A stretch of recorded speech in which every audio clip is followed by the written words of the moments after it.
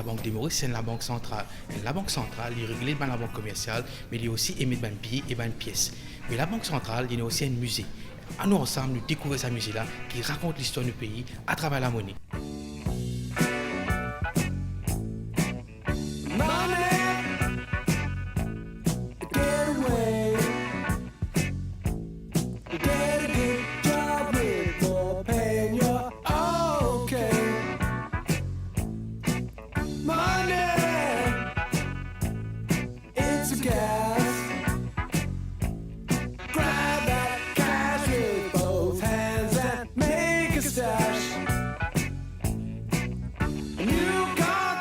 La première personne qui visite nos pays, c'était un arabe.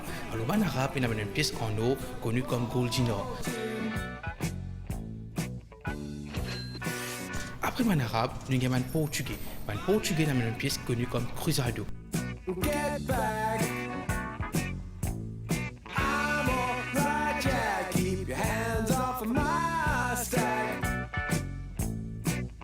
Mais le musée de la Banque de Maurice, il consiste en une pièce qui est très rare, c'est le taël.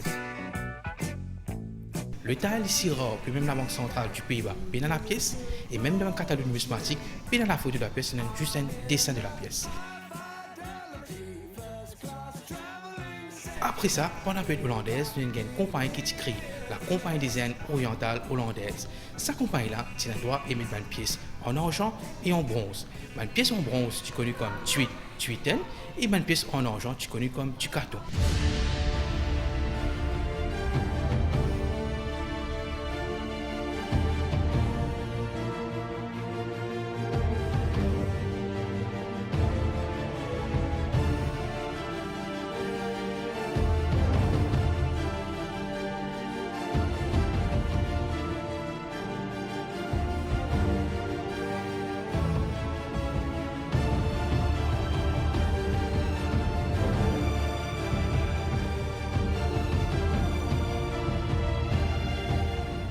Vous pouvez trouver ça là, c'est seulement une pièce de la VOC. La VOC, c'est seulement Venus Ostindische Company, la compagnie des Indes orientales hollandaise. C'est seulement une pièce en bronze qui est connue comme Tuiten. Et la même pièce là, est dans la VOC qui est écrit dessus.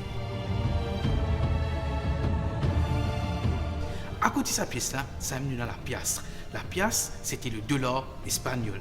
Le dollar espagnol, c'était une pièce qui frappait l'Amérique latine.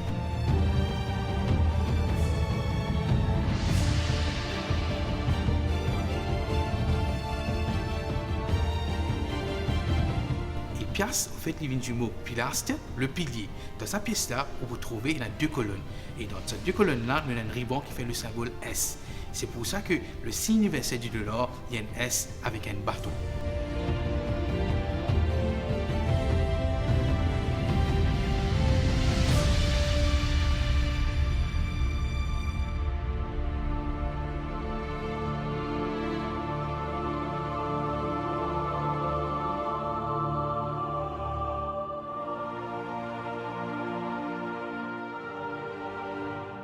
Maurice, c'est déjà la plateforme d'échange. Plusieurs pays sur la monnaie, tu peux passer par nos îles. Justement, l'île Maurice, c'est sa première pièce typiquement mauricienne, connue comme Île-de-France et Bourbon, le 3 sols.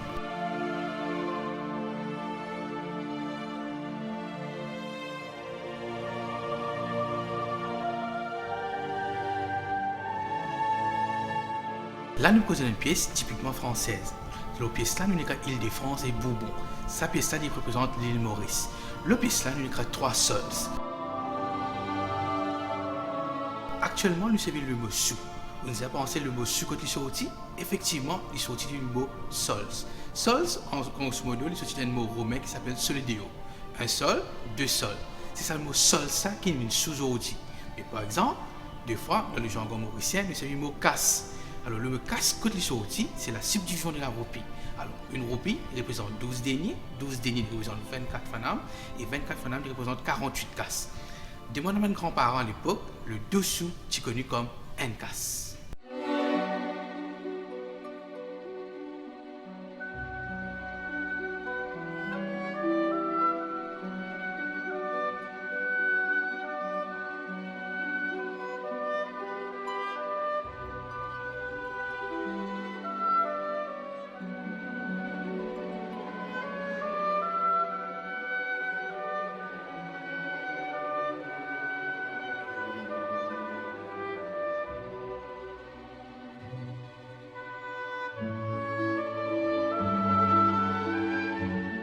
Après ça, nous avons un billet d'antan.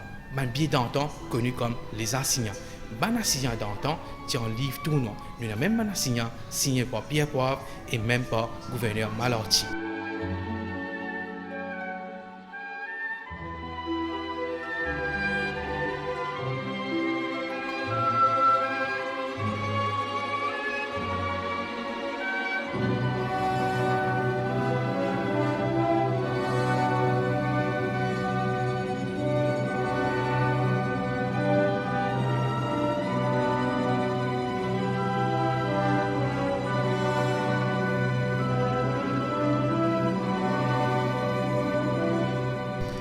Après mon assignat, nous avons une carte à jouer comme un voucher, un bon d'achat.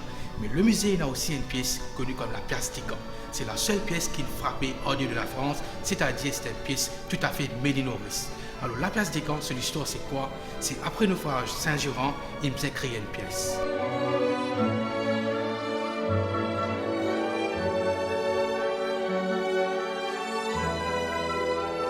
Mais mon premier billet de banque est créé pour la période britannique.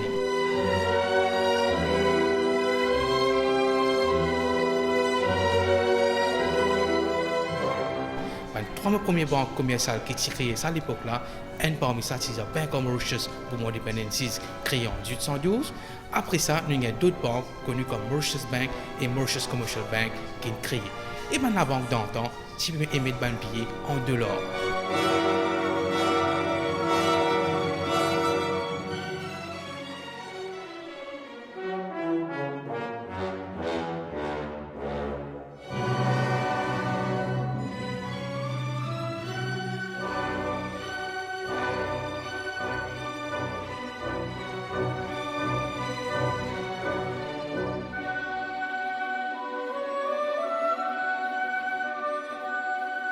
Avant la création de la Banque de Maurice, il y a une board qui est créée. C'est la Board of Currency Commissioners en Mauritius qui est créée en 1849. Cette board-là est unique parce que c'est le premier board d'une colonie britannique qui a droit à émettre pied.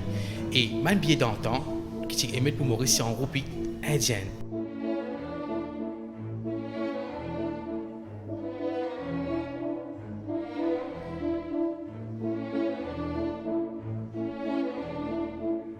La Banque de Maurice est créée le 1er septembre 1967.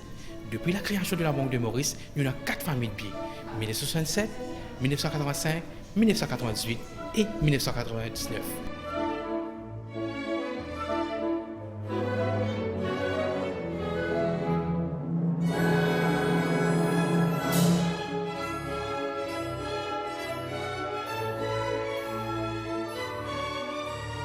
Quand vous connaissez un billet d'antan, il fait avec du papier, mais au fait, il fait avec du coton. Mais la Banque de Maurice, il bouge vers une nouvelle technologie avec une nouvelle matière qui s'appelle le polymère.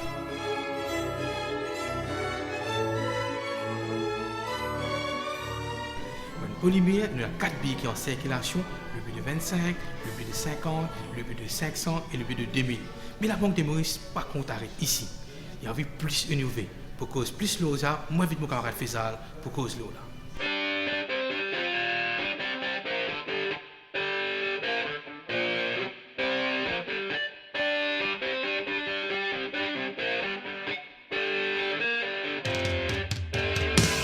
Donc, ce musée-là, il montre où l'évolution de la monnaie mauricienne, c'est-à-dire à travers les différents siècles, comment l'argent qui finit utilisé à Maurice fait évoluer.